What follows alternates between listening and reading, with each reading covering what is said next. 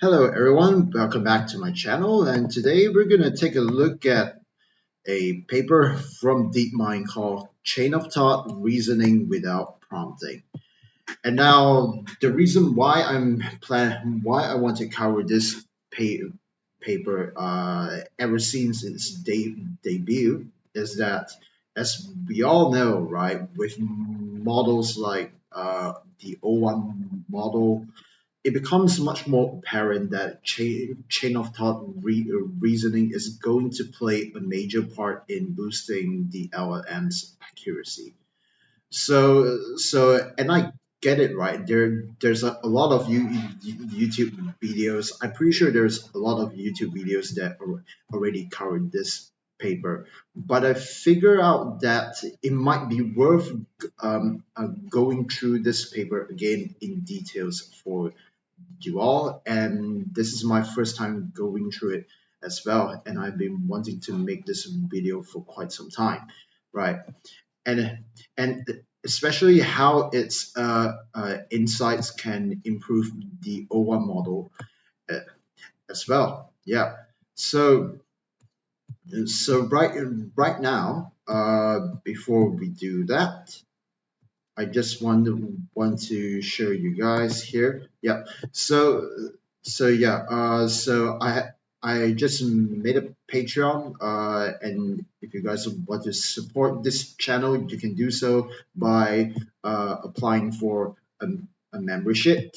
Yeah, by becoming a member in my Patreon, you can get to support the channel, get annotated papers which I make for every single video, and also you can vote on which paper or topic that you would like me to cover in the next few videos, and your name will be in the credits for every single video that I make, and so on. Yeah.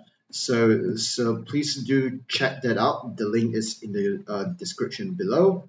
But right now, let's get into uh, the paper.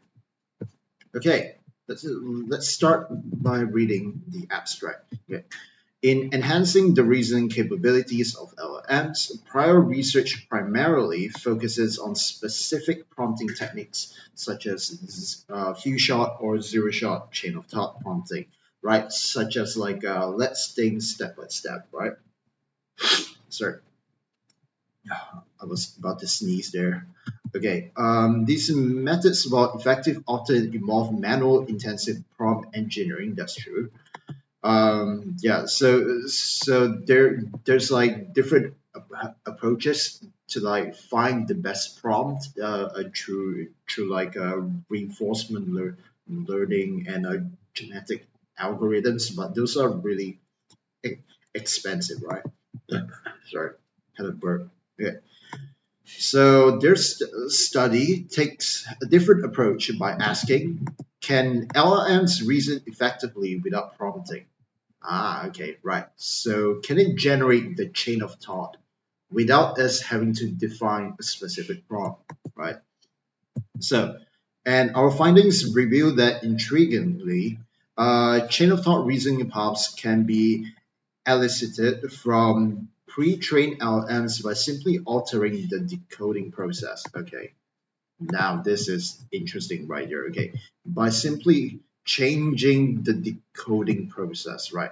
So for those of you who do not know what a decoding process is, it's basically how you get the how do you get the output, right? How do you extract the output from the set of probabilities that the LLM generates, right? So there's things like beam search, temperature, top P, top K, and so on. And there's a lot of different decoding process, right? So yeah, so the typical one is called greedy decoding, which is basically you select the most probable token out of all of them as your output, right?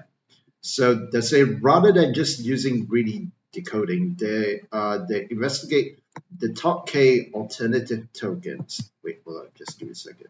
Yeah, it's recording. Good.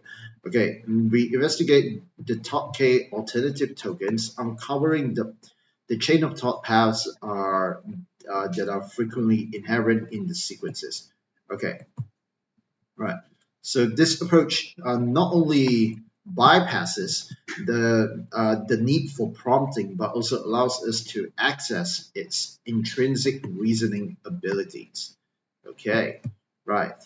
So in that sense, right, you don't need to do any kind of prompt engineering at all to make it work, right? So, okay, moreover, we observe that the presence of a chain of thought in the decoding path correlates with a higher confidence in the model's decoded answer. Okay, so this confidence metric effectively differentiates between non-chain of thought and a chain of thought paths. Okay, so what do they mean by the confidence score? So the confidence score is basically like what they say, right? It's it's basically the if I'm not mistaken, it's like if the distribution gets like even out, that's pretty much a low confidence, right? Whereas if it is like it has like a high probability for something, right? Then that's a high confidence score. So as you can see right here, I'm pretty sure I'm right. Let's see. Okay, maybe we should. Okay, I tell you what. Just bear with me for a second here. Okay, just save this. Okay, just give me a second here. Let me go to here. Yeah. Okay, cool. Now we're back. So I think the easiest explanation, confidence score in LLM. Let's see. Yeah. Yeah. So essentially, right? Okay, so if you have like higher, I would say lower entropy, right? So the lower your entropy is, right, the higher the confidence would be, I suppose. So okay, so extensive empirical studies on various reasoning benchmarks show that the proposed chain of thought decoding, okay, so it's a decoding process that they're proposing, contains, okay, and it shows reasoning capabilities from LLMs. Okay, so, okay, before we get into the introduction, let's see if they have like any conclusion here. Because if we can find the if they do provide conclusion, then we can just pretty much understand a lot of things from the high level already. Apple. Hmm. Okay. All right. So, sorry. Conclusion and discussion. Mm.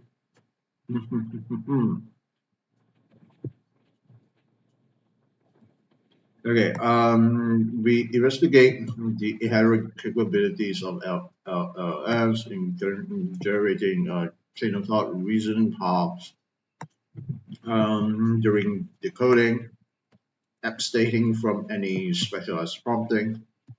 Right, right. And I found that exploring alternative top K tokens in the decoding space reveals the natural existence of the reasoning powers within these models. Furthermore, our observation highlight the presence of a chain of thought reasoning path correlates with higher model confidence in decoding its final answer. Right.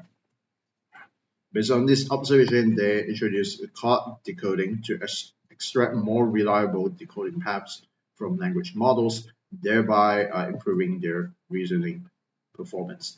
And I bet you this could be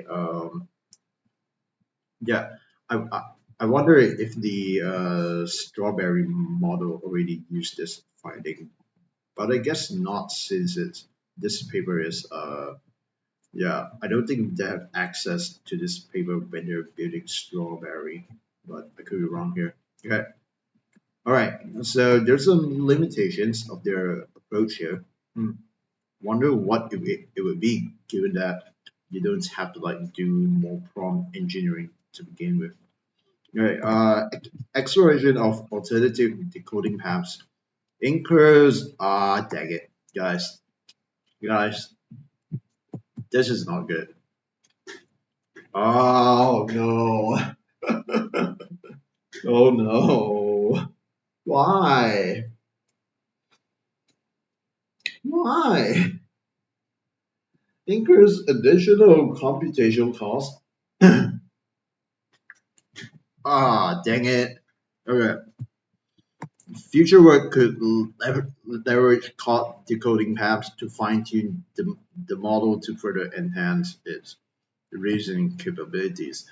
And I guess the reason why they would say to like fine-tune it with with the code decoded paths is because getting those code decoded paths is computationally expensive to begin with, right? If that's the case, then simply telling it to like think step by step would be a good solution.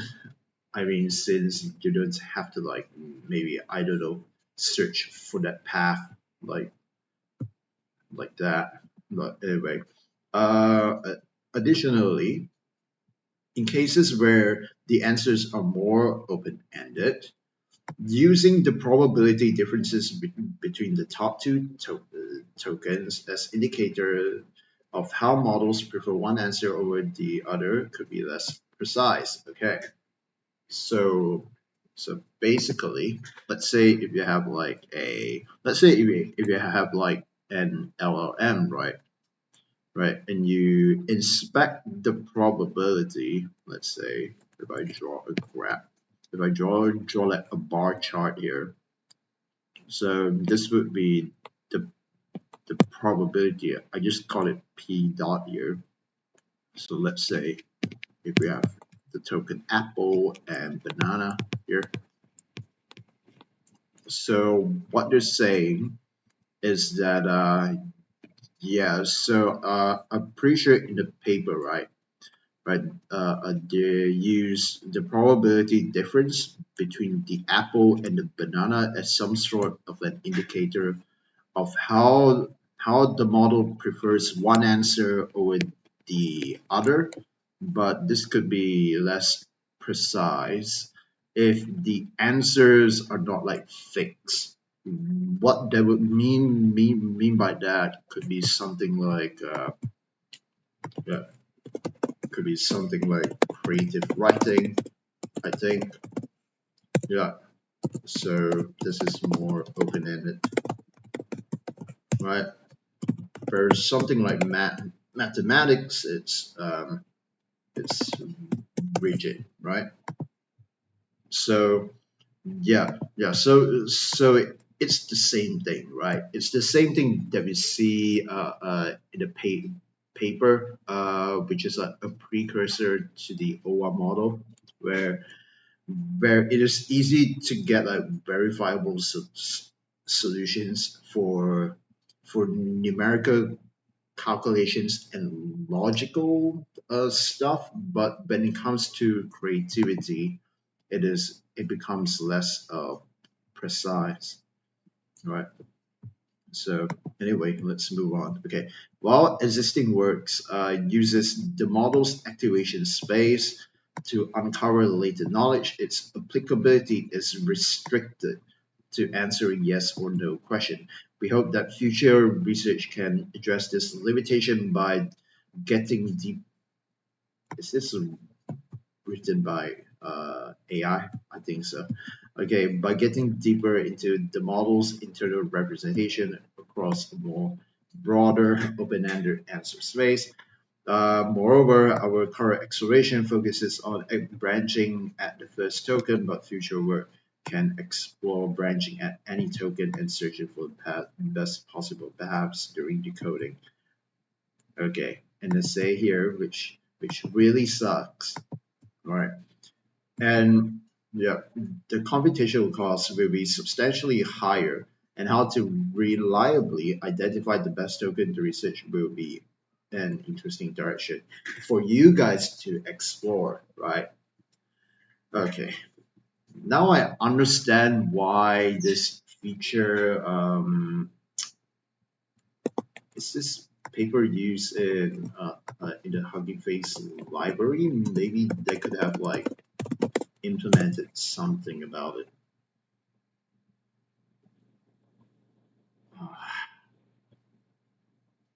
Uh, damn. Yeah, I don't think they implemented anything. So I guess it must be like really expensive since they don't bother to implement it after like months already. Yeah, yeah, it's kind of disappointing. Oh, dang it. Yeah. But I mean, it's a good thing, right? I mean, like, it's a different approach. I give it that. But okay, I won't judge anymore. Let's go straight to the introduction here. Okay, how many pages are there though? Uh-huh. Okay, so there's like quite some of them here. Okay, I I guess it's at page 10, so that's fine.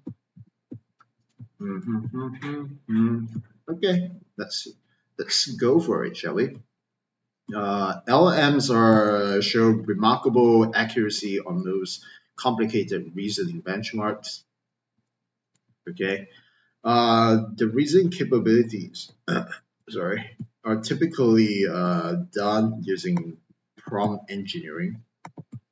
Sorry, should be this color, which can be few-shot prompting with intermediate augmented demonstration exemplars, basically showing some question and answer pairs, right?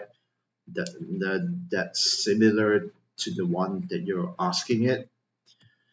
And zero-shot prompting with specific instructions, which ask for showing certain intermediate steps and other techniques, right? It's true. Fine-tuning it either through instruction fine-tuning, right, with a huge amount of chain of thought reasoning. And yeah, and it's actually quite a popular approach in these few weeks. If we go to Hugging Face, right?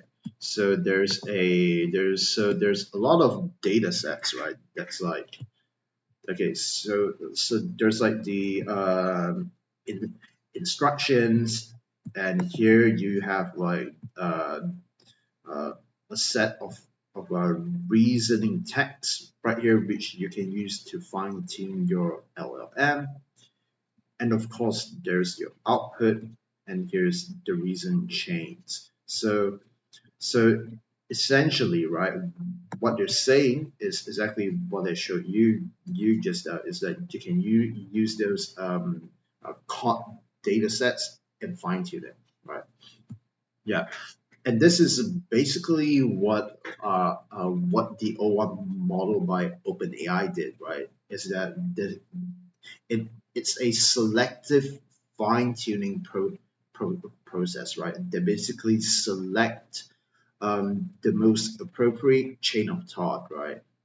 Right. At first, they have to generate a lot of chain of thought traces, and then they will have another model that selects the most appropriate one in order to fine tune the model, right? So that's basically that. Okay. Prompting techniques, while effective, often encode task-specific human priors, making it difficult to assess its intrinsic reasoning abilities. Okay, yeah. So ideally, right? A language model should be able to reason independently. Oh yeah, yeah, and there's yeah, yeah, and talking about like a human priors, right? Other than like let's think step by step, right? Step by step, which is what we typically see. There's another one which is actually quite funny. If you, I don't know if you guys know this, it's this one. Let's take a deep breath. Yep, let's take a deep breath and blah blah blah, right? So so right here, right? Obviously, the AI doesn't have to breathe, but somehow, right? Somehow after like a batch of like optimization, a batch of like prompt optimization, they found that by including this sentence right here, it seems to make it better, which is really strange. So yeah, so that's kind of like human priors in that sense, right? Although they're talking about task specific, which I don't think so, but yeah, yeah, it's just for some of you to laugh at here. So okay, right, reason independently and provide the optimal response without humans changing the prompts is essentially. So okay, and the same model tuning can be expensive and requires a lot of supervision data, obviously, right? So in this work, they explore a different point of view and ask, can LLMs reason effectively without prompting? And to what extent they can reason, right? Okay, and they found that there exists a task agnostic way to get chain of thought reasoning from pre-trained LLMs by altering the decoding process. Figure 1 shows this phenomenon. Okay, and they say, given a reasoning question, the LLM generates a wrong answer using your standard greedy decoding. Okay, and then when they test it out with top K token, right? They found the chain of thought paths, right? Path number 2 and path number 4 that accurately solve the query. So, okay, and this decoding process bypasses the need for prompting, and it can be unsupervised without the need for model fine tuning. Okay, so let's have a look at figure 1 here. Wait. Actually, they say it's figure 1. Okay, figure 1, illustration of chain of thought decoding. Pre-trained LLMs are capable of inherent reasoning without prompting by considering alternate top K tokens rather than the top one greedy decoding path. Moreover, these models tend to show higher confidence in decoding the final answer. Okay, so let's interpret what it shows here. Okay, so this is a Q&A format here. Okay, and this is some basic elementary maths question here. So I have 3 apples. My dad has two more apples than me. How many apples do we have in total? Okay, right? So that's the question here. And now we're asking it for the answer. So here we have the top one response here, right? Which is basically, if we translate it to their language, it's called greedy decoding. So it's taking the top one answer there, right? However, if we consider the top 2 and the top 4 answers, right? That would naturally lead you to something like the chain of thought, right? And remember, this does not require you to prompt it to do things step by step, right? Instead, it is already in there. So, yeah.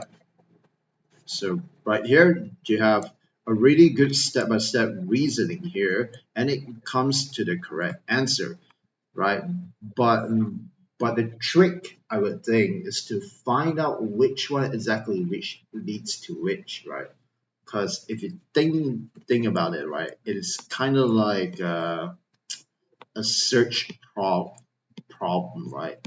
Essentially, do we have to find the correct path, right? But obviously, trying to find the correct path is going to be quite expensive because you have to compute a lot of times, right? You have to try out this, you have to try out that, and only after like a bunch of evaluations, you can only then find the correct uh, trajectory, or they call it here the reasoning paths, right?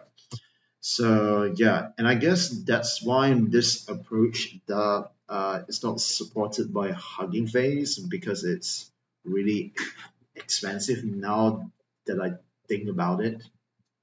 Yeah. So yeah, so I think I will just stick with my prompting strategy, I guess. But unless there's like a really insane mathematical intuition, right, that tells you that okay, right, I can probably guess which token leads to uh, the reasoning path that we want, then maybe we can consider using this approach right here. But if we don't have that, then yeah, it's just simply not worth it, I think. Okay, so let's keep on reading, shall we? Okay. In more details, we formulate the input using the standard Q&A stuff. Okay. While existing methods work, suggest that LLMs flatter in such Q&A scenarios on reasoning. Okay, right. Okay, look. I know what flat means, but flatter. Okay, loose drag. Okay, basically it kind of sucks, right? It kind of sucks at Q&A that requires reasoning, right? So here, let's say, we observe that LLMs struggle with reasoning when relying on greedily decoded paths. However, when we consider alternate paths, right, the reasoning patterns emerge naturally within the decoding trajectories of LLMs. In addition, we have observed an interesting pattern here, right? It shows increased confidence in the final answer when a chain of thought reasoning path is present in the decoding process. Wait, guys, wait. I think I might be actually cooking up something here, right? So how about this, right? Okay, how about you give it like some kind of like okay, so imagine this is my idea here, but feel free to use it in any way. But basically, let's say we have like a reinforcement learning training setup here, right? Right. Whether it be like online or offline, just let's say it's an online RL training, right? So how about this, right? How about if we give it like a reward that that encourages, right, the caught reasoning to be at the top one token, right? So yeah, cause like if you think about it, right? If we can somehow if we can somehow have like an auxiliary reward that can force the LLM to like produce this kind of like a long chain of thought sequence at the top one token, then I think we should be able to completely eliminate this entire problem, which you have to like find which token leads to the reasoning steps or not, right? So so that's just my idea here. So just my idea, right? So yeah, I mean, someone could have already done this. I don't know, but yeah, if it's not done, maybe it's something that you could explore as well. So yeah, but I can't do that since I'm pretty poor. I don't have any I don't have enough computation power here on the GPUs. Okay, right. This is evident where paths 2 and 4 show heightened certainty in arriving at the correct answer 8, sharply contrasting with the high uncertainty in paths that leads to 5. Using this phenomenon, we developed a method to sift through the top K decoding paths, which they call caught decoding, right? So it's essentially a path search, right?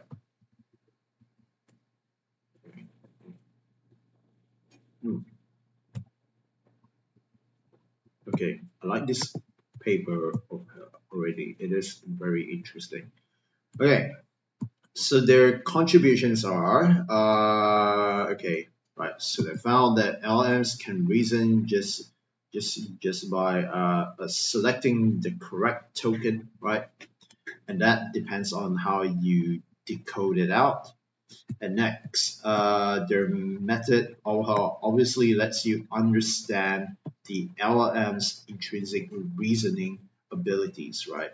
That requires no human priors. So, okay, and next, okay, they propose a code decoding strategy that selects code paths based on answer confidence. Okay, right. So, and I think here is important, right? So basically, their whole yeah. So basically, what's guiding the search would be the answer confidence here. So I would guess, right? I would guess, okay? It could be wrong, but hear me out here. So let's say these are your output trajectories, right? So let's say, right, if you have like I think, right, let's say the confidence is like higher on this side than on this side, then you would probably go to here, and then if this is higher than this, right, then you would probably go to here, and you can probably find the correct path heuristically like this, I think. Yeah, so maybe that could work. I don't know. Um, yeah, I could be wrong here, but that's just my initial guess. And then yeah, and let's see what they have to say here. Okay, chain of thought decoding. Pre-trained language models can reason without prompting. Okay, so they investigate whether or not it has the ability to reason without explicit prompts or human intervention. Okay, so they show example decoding paths across math and common sense reasoning. Basically, they use GSN 8K and year parity for common sense reasoning. Okay, and they use their pre-trained LLM called Palm 2, right? And to and compare its greedy decoding path, right, with their new alternate decoding paths, right? Right.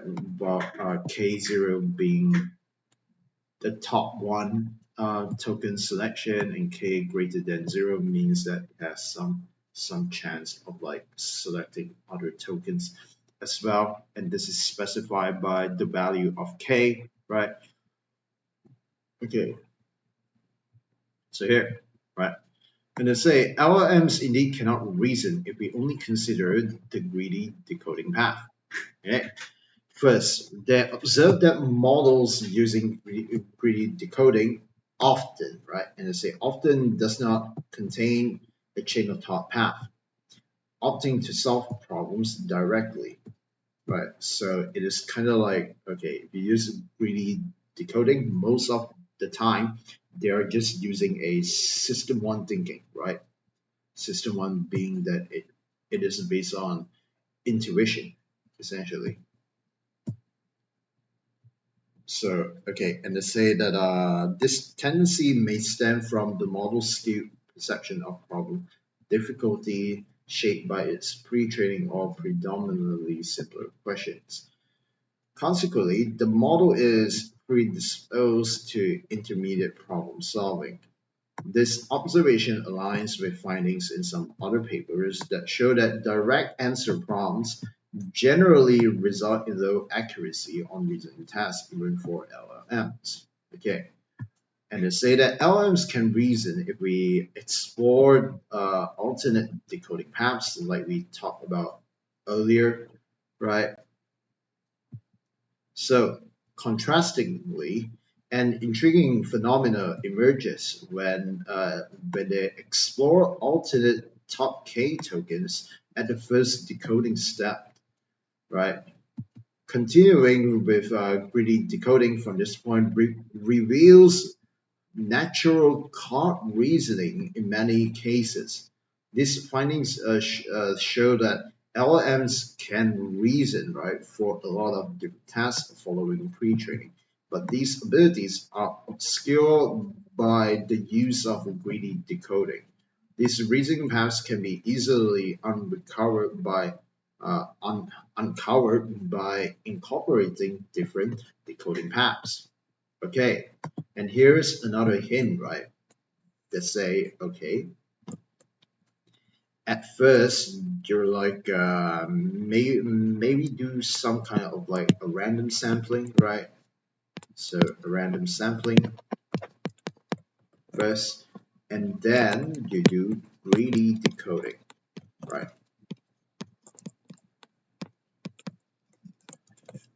Something like that, right? So once you did that, you then have to do greedy decoding in order to get all of the reasoning steps there. Okay, interesting, right?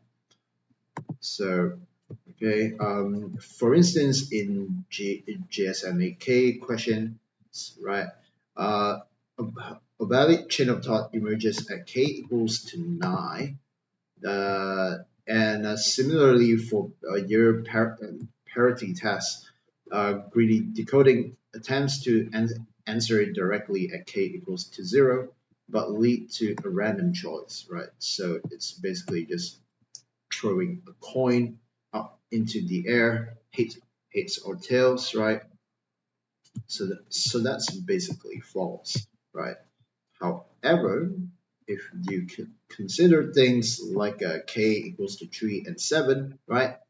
It it generates the chain of thought path instantly, right? So now let's take a look at this section right here. So chain of thought decoding for extracting chord paths here. So they show how we can reliably extract these chord paths during decoding process. During the decoding process, Table 1 shows that chord paths do not consistently outrank non-chord ones in the model's probability assessment. Moreover, they often do not represent the predominant answer among all paths. Okay, right. So basically, if you consider like the cardinality, right? So the number, okay, right. So the set of like cards, right? Usually, I would say it's something like that. Usually. So the non-card paths usually outweighs the card paths. Okay, and this is actually quite sad in this case. So, all right. For instance, okay, right. Among all paths, rendering methods like self-consistency in uh, inapplicable. For instance, in the maths question, the prevalent answers 60, which aligns the greedy decoding result, fails to serve as a reliable indicator for identifying the correct path. Okay?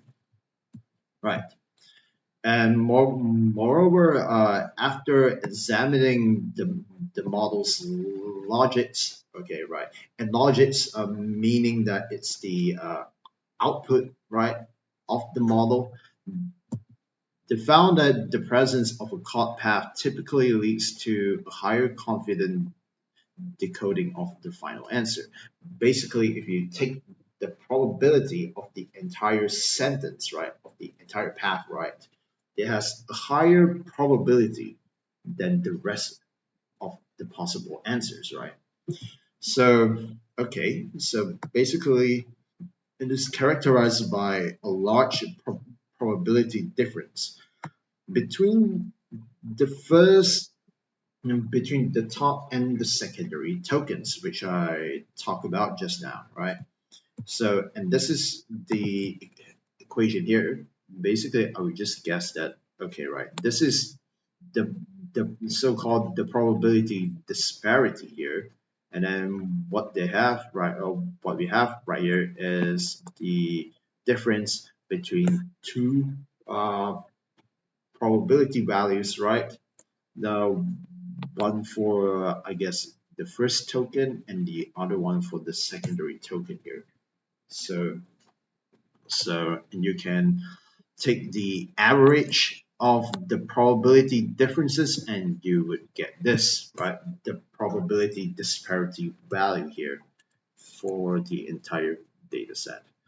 So here, X1T and X2T are the top two tokens at the T decoding step in the K decoding path, chosen for their maximum post-softmax probabilities from the vocabulary, given xt being part of the answer tokens, right? So this uncertainty measure, this one right here, is similar to the minimum margin approach in another paper.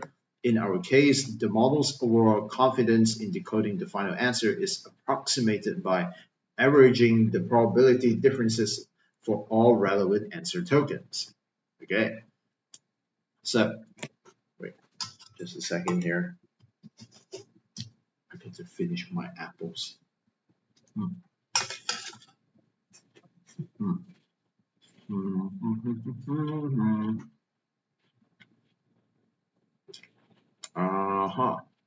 Okay, so for GSM 8K, right, given the answer 60, the average the probability differences for all tokens in that answer. So 6 and 0. Okay.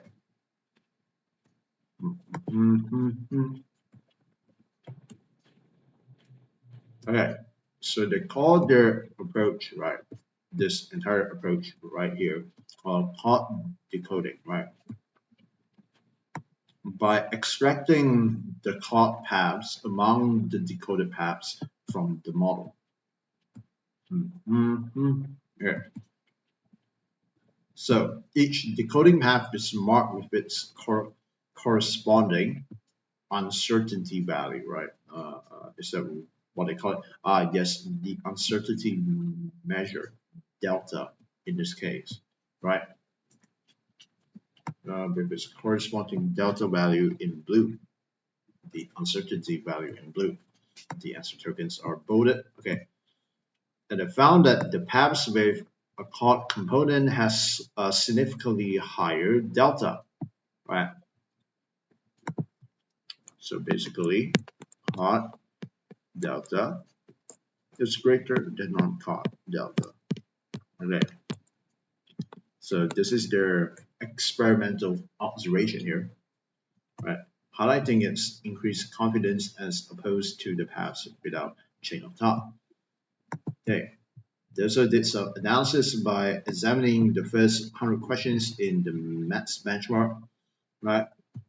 And that they take the decoding path with the highest answer confidence among top 10 decoding paths, right?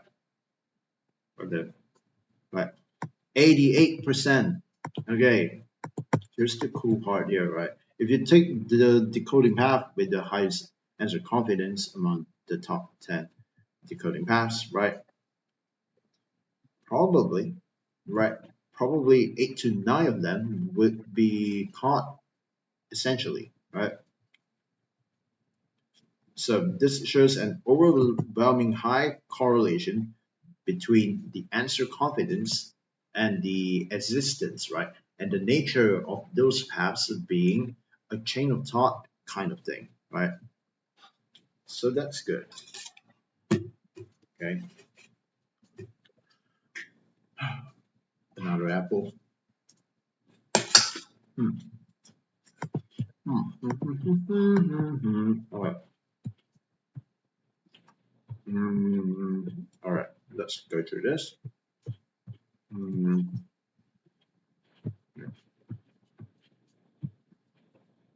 All right. Comparing different chord path extraction approaches. Okay.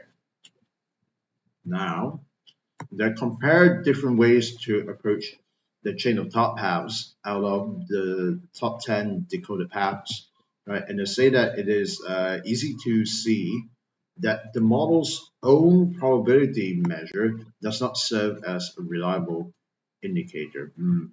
Okay. Nor does the model's Lang normalized probability. Okay, right? Since an intuition could be a chord path, should usually be a longer decoding path, which is not certainly the case, right? In contrast, chord decoding can extract the paths, uh, to improve their accuracy. Okay, and in this case, on table 2, right? If you use greedy decoding, you only get like 44% and 57% here. But if you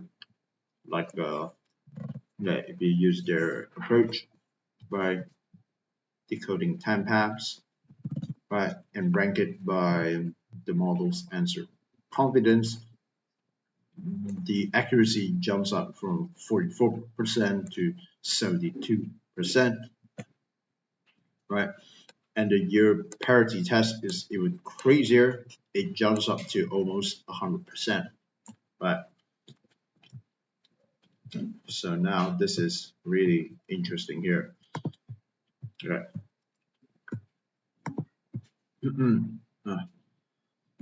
Identify the answer spans. Okay, right.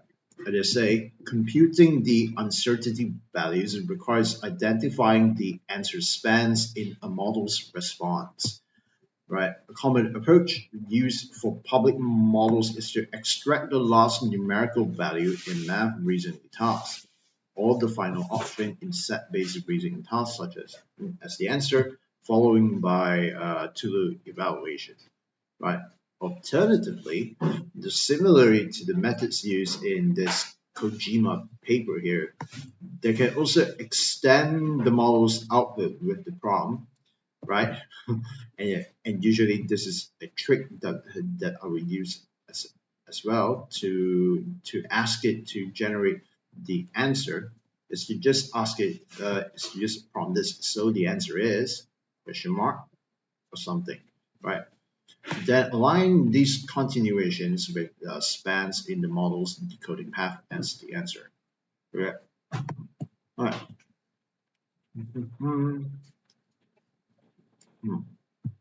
Right. We can see. Okay. So next, sampling under the standard Q&A format. Okay. So caught decoding searches alternate tokens at the first decoding step. And the question would be, can sampling achieve similar effect and unveil the chain of thought reasoning paths, right?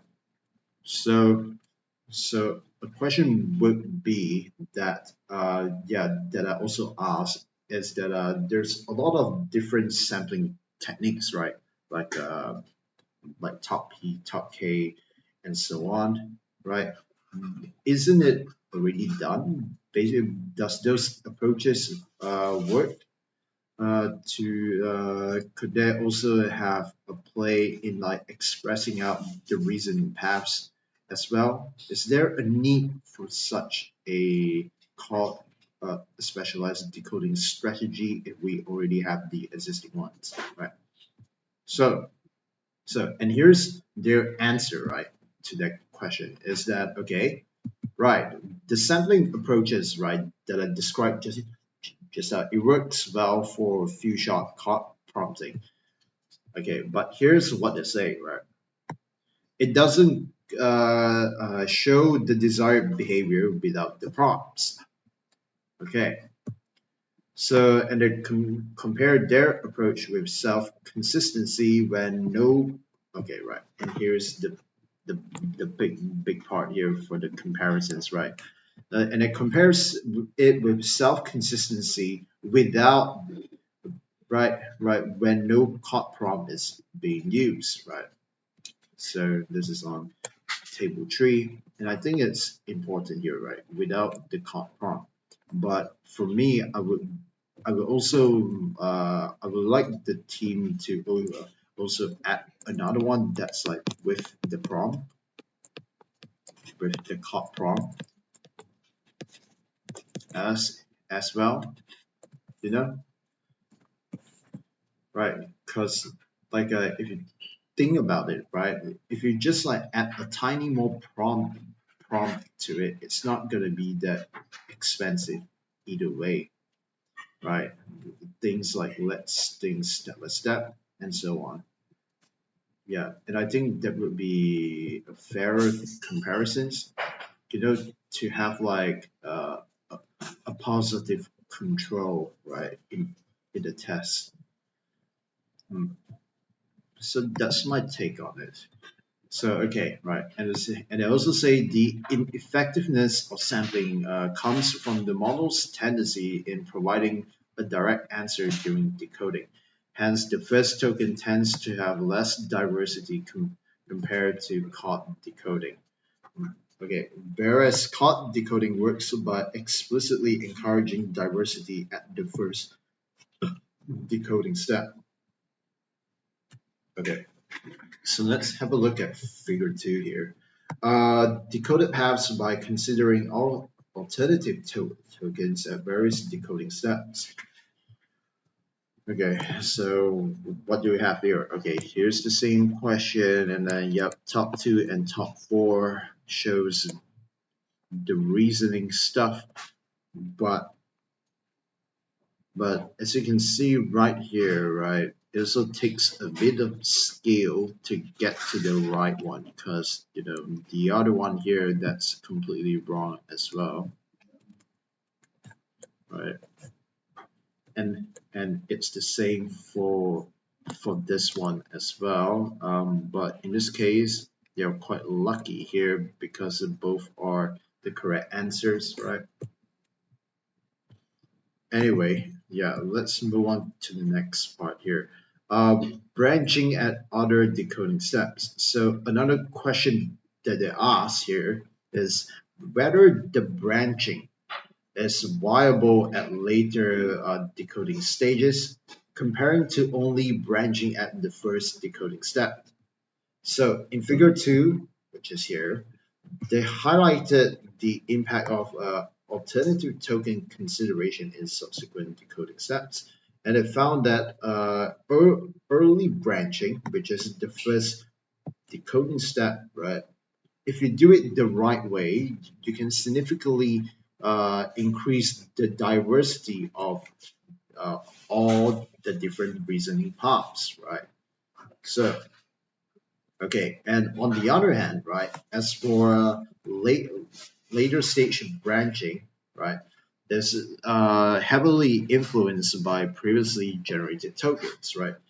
For instance, initiating the token 5 greatly decreases the likelihood of rectifying and a path with errors in it. Okay, it decreases it. Okay, right.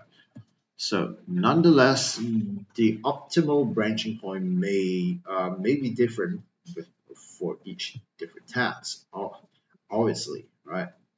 So as an example for your parity task, right? For instance, the middle path branching can effectively get the correct chain of thought paths.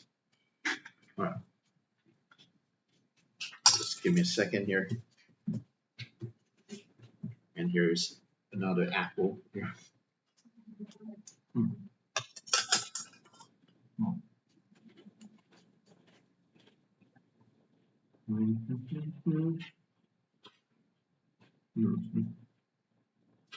Yeah, let me try to understand this part a bit more.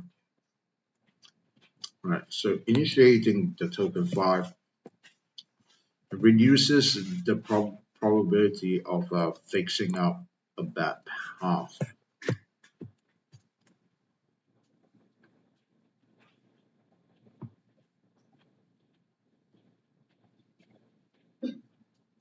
Uh,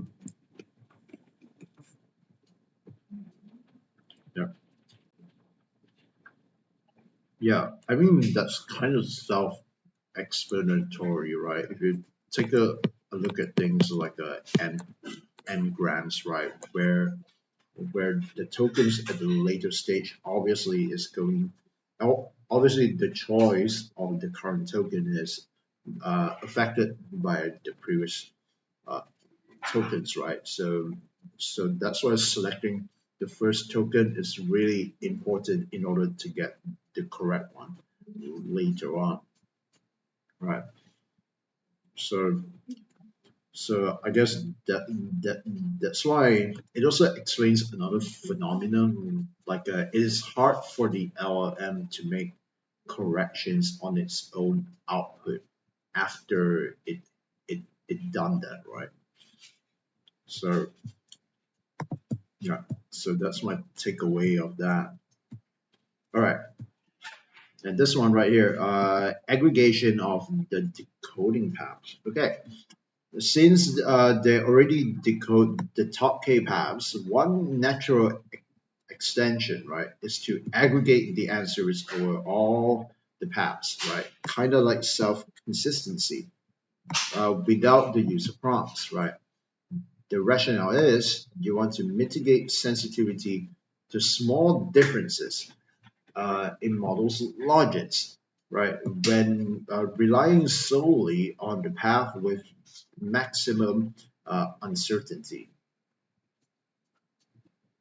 The examples in Table 1 show that the majority answer is unlikely to be the correct one. Instead, we propose a weighted aggregation method. We take the answer that maximizes this uncertainty value here, this aggregated uncertainty value, where delta Ka is the K decoded path whose answer equals to A. And I found that when they use this approach, right, it increases the certainty of the accuracy, I guess, right? Okay, and now we have come to the experiment part, right here, but we're gonna go through this quickly, since we're almost out of time here. But let's go through it, shall we? Okay, so right here, right. So by comparing, okay, so table 4 here, it's GSM 8K again, right? But this time they are comparing it, right? They're comparing, okay, right, top K, top P, beam search with 10 beams and a temperature of 0.7, right? Oh, okay, quite surprisingly, T equals to 0.7 seems to be quite good. But wait a second. Isn't it more appropriate to like not use any kind of sampling at all? Since usually based on my experience, using temperature sampling is going to make the performance even worse in a lot of cases. Yep, which is exactly what I described here, right? So, right, actually using all of these sampling methods fail to improve the greedy decodings improve upon right our usual decoding, our greedy decoding approach right here, where almost 10% accuracy drops down to 7.5, and it could be even worse, right? But as soon as they use caught decoding, they managed to improve it to 25%, which is actually pretty good. And now let's go to figure 3 here. So this is a very nice figure here. So basically, I would guess they're comparing the benchmark results against different models, open source. This is, I think it's closed source. So, okay, right. So as you can see, by applying their caught decoding approach, the accuracy bumps up by quite a lot, right? The, the, the biggest improvement would be for Palm 2 large, especially in the year parity result, where the accuracy jumps up from 57% up to 95%. And the lowest improvement, I think, would be for Moultrie Rift, right? And also GSM 8K for Mistral 7B and Gemma 7B in this case. But it's pretty good so far. Right, and for figure 4 here, right? So caught decoding, right? As you can see right here, so what I have to guess here is that they also apply their approach and they test it out on like different sizes of the same architecture, right? But for two different data sets, right? So they're testing out different sizes of the Palm 2 model, right? And the last one here basically means that it is instruction fine-tuned, and you will see that the accuracy is also boosted by using the chain of thought decoding process, right? Yeah, but the more interesting thing that I'm looking at here, okay, and there's two things, right? Is that okay? You will notice that as the size increase, right? Generally, the performance gap increases as well. But as you look at the smaller models, it doesn't seem to work. I mean, it still improves, right? But it doesn't improve that much, which I would suspect that maybe the reasoning chain of thought paths are not that common in the smaller models. So I would have a guess here, right? So small models exhibit less thought paths than bigger instruction or instruction fine-tuned models. That would be my guess, right? But here's an even weirder part is that if we take a look at Palm 2 for year parity test, it's kind of weird to see that the improvement on the size, on the model size, seems to detriment its accuracy, right? Whereas when you apply caught decoding, it seems to go up naturally, which is kind of strange here. Pretty sure they address it in this paper, but let's skip that for now. Okay, and for table 5 here, okay, they show both the performance of their caught decoding approach for 3 different data sets, GSM 8K and the rest, right? And they compare it between the pre-trained model and the supervised instruction fine-tuned models, right? And yeah, and the results are consistently improved, right? As you can see, even by 30%ish at the max. Okay, And here comes the hyperparameter search result, which is quite important, obviously. So, okay, right. So choosing the right number of K, basically K stands for the number of top alternative tokens, right, which will influence the overall accuracy. And they found that higher values of K typically result in improved model performance, right? So, which is basically, which agrees with their intuition that the channel top paths do exist, but it's typically not at the best, not at the top choice given, right? Okay, but a rank lower than the model's decoder during the model's decoding, right? But here's even better, right? So for instruction 2 models, the effect of K is less significant, right? Because with instruction fine tuning, you're basically pushing all these potential chain of top paths even higher, right? So if you think about it, right? So the base model, let's say the correct token would be here, right? It would be somewhere low, right? But for something like in instruction fine-tune models, it could be somewhere around here. It could be at the top 2, top 3, or maybe top 10. It depends. So let's have a look at this right now. So this is I don't know what task this is. I have no idea what task this is. They do not mention anything about it here. Wait, hold on. They do actually. So it's the multi-step arithmetic right here.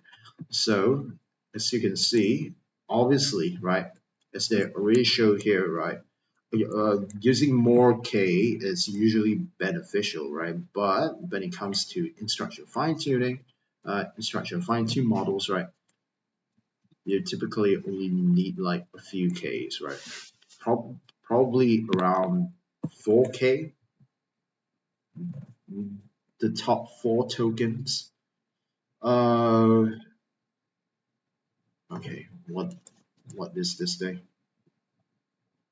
What is that? Hold on. D equals to 0. Okay. I don't know what that is. I think it has been explained. I'm not so sure. What does the L and the D stand for?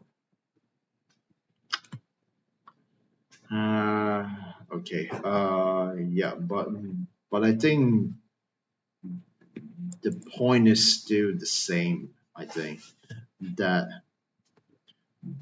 yeah, but it kind of look okay. But the thing is that the more tokens you use, it kind of fluctuates. I mean, the accuracy kind of fluctuates a bit when you increase the number of K in this case.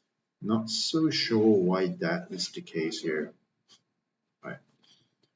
But let's continue reading on because we don't have much time now.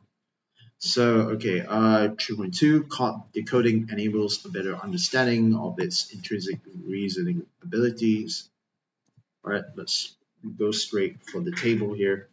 So, yep, for coin flip, web of lies, multi-step, arithmetic, right, sports, then object count, it seems to be doing quite good for everything except for sports right here. Okay. And they say presence of correct chord paths depends on task difficulty levels and correlates with task prominence in pre-training distribution. Okay, now this is interesting right here. Despite chord decoding helps bring out better reasoning across all tasks, the gains vary significantly depending on the difficulty level. The simpler it is, the better chance the correct path can be found. There's a look at the model's top K decoding paths and found that models can generate correct paths when the solution involves at most 1 or 2 step knowledge manipulation. Okay, and here comes the sad part here, is that once you go beyond 1 or 2 steps, right, it gets pretty hard to find the correct paths. So see figure 5. Okay, see figure 5, which is this figure right here, right, where the model's accuracy improves only for larger Ks as the task complexity increases, higher D and Ls. Okay, right. Ah, okay, good. I see it now, guys. I see it now. So this one right here, this D0L3 is actually the easy task, and the bottom one, D2 and L4, is the hard one.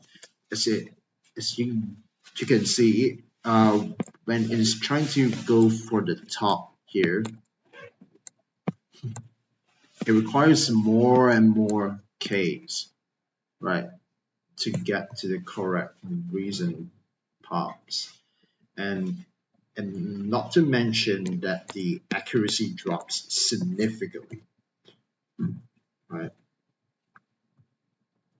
So yeah, so obviously the more difficult the problem is, right, the lower the probability of finding the correct path, essentially, right? And it doesn't seem that increasing the number of K helps after this part right here, which is which kind of means that maybe the path doesn't even exist at all, right? Or maybe it is like decreasing in its quantity in some way. Yeah, which is exactly what they say here, right?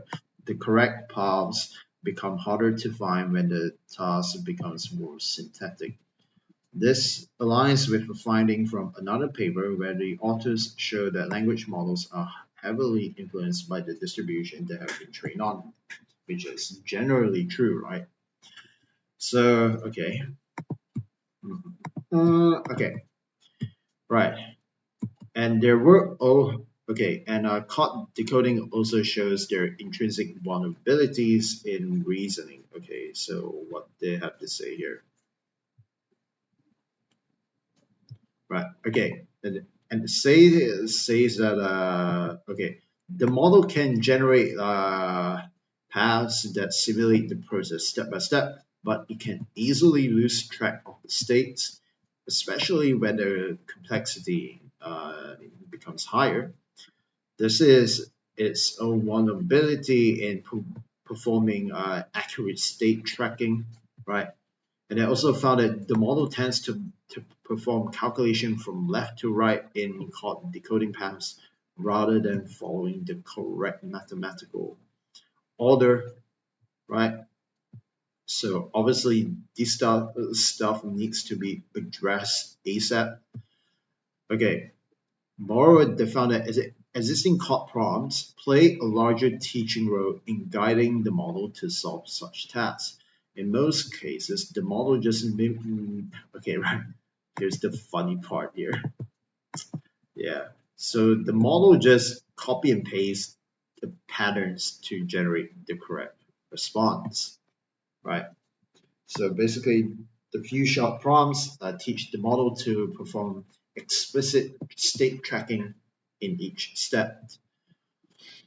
Right. Okay. So on sports, understanding called decoding reveal its intrinsic ability in solving a problem without being influenced by human prompts, which could be biased.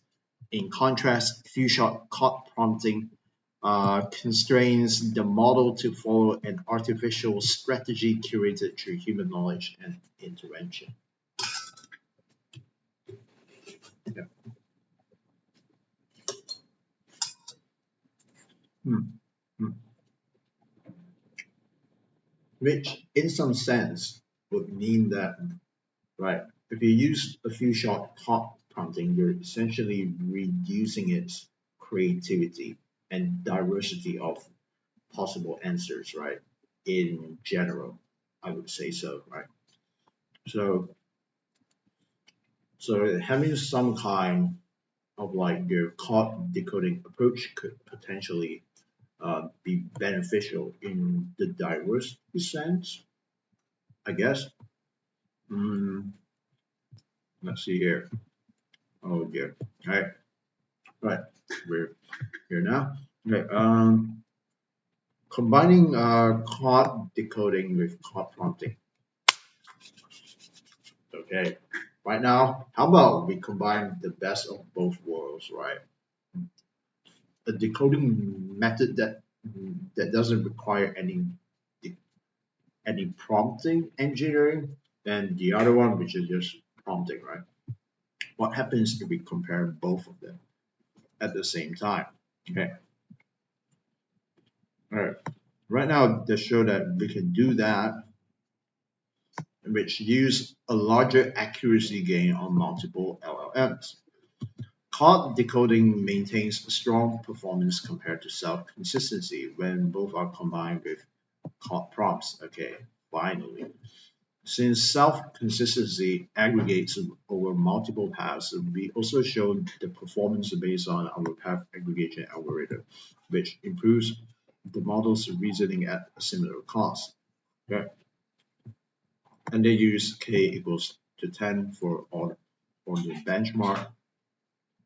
So, and here's the result right here. Okay, so let's have a look at this right here. Okay, so first thing to note here is that if we compare this and this, right? So just by using the chain of thought prompt, the accuracy goes up from 25% to almost 50%, right? As for the Palm 2 model, right, the accuracy goes up from 64% to 87%, which is pretty nice, right? And let's see, anything else? Not really, right? So yeah, and it's substantially better than self consistency with and without the prompt. So this is pretty good, I would say. So yeah, blah, blah, blah, blah, blah. And there's a lot of literature here, right?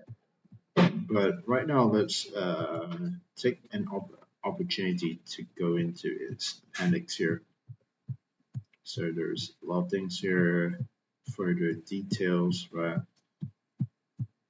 And so this is a pretty simple approach, I would say, but it's actually quite ingenious. In a lot of ways, right? And I would think yeah, I mean the ultimate I would say the ultimate frontier, right, would be try to make sure the model itself, right, during the fine-tuning process or during the alignment process, and make sure that it is like pushing up the the tokens, right, to be more probable if it's going to give a chain of thought response, essentially, right? So I think that would be the next step after this paper, though I'm not so sure if it has been done yet, right? But but certainly OpenAI would do something like that. I guess maybe they already did with their O1 model, right? So yeah. So by the way, okay, and we have reached the end of this video. So I would like to thank all my Patreon supporters for supporting my channel, and you can also do that too. And you can go check out my Patreon, and the link is in the description below. Yeah. So have a nice one. See ya.